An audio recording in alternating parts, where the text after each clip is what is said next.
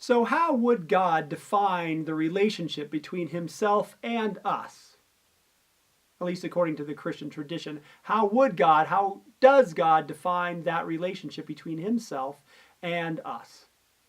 I think if you look at the Bible, there is a certain trajectory of ways that God might define the relationship between himself and us. There are certain possibilities of what that definition might be. Now, it all starts in the first place, all in the same place, which is the creator and the creation. That God is the creator and we are the creation. He created us so that he might love us, but it doesn't talk about much more than that. It leaves us a little bit empty, but of course there is a trajectory and possibility for more than that. The biblical language goes to another place. The first one is God is the potter and we are the clay. God wants to mold us and shape us. He has a purpose for us and he wants to interact with us, and that's more satisfying. But it gets even better than that. God goes to the world of the living. He goes to the plant world. God is like a gardener, and he wants us to be like a plant, and he would prune us so that we might bear more fruit. So we're in the world of the living now, but then it goes a step further into the animal world. God says that he can be like a shepherd, and we like the sheep. That God wants to guide us, that God wants to protect us, and he wants to interact with us in that way. Gets even better than that. From the animal world, we go into the human world. And the biblical language says that God can be like a master and a servant. Now, that might not be the most popular language because we might not want to be a servant of anyone, but at least we're in the language of human beings. And a master does have a relationship with a servant. And of course, it gets even better than that. The next step is that it talks about how God wants to be like our teacher and us, the student or the disciple.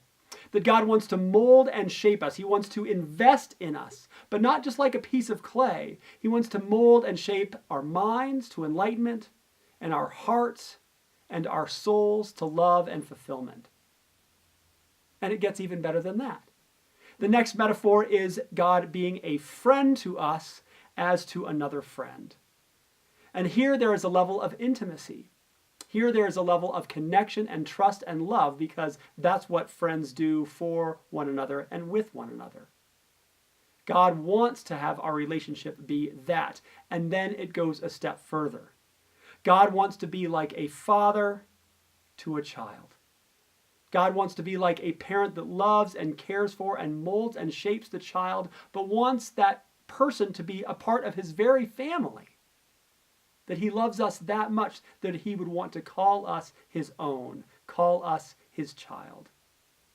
And then the last step, which is the most wonderful of all, the Bible talks about how God would want to be a husband and us to be like the wife. The deepest level of intimacy and communication and relationship that we have, the greatest metaphor that we have in the Bible for what a relationship could be between God and us. Like a husband to a wife. That's fantastic.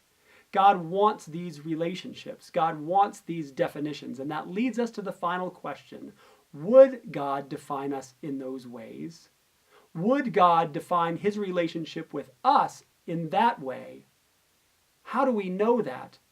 And is there something that we can do to know that, or to get him to define the relationship in those ways?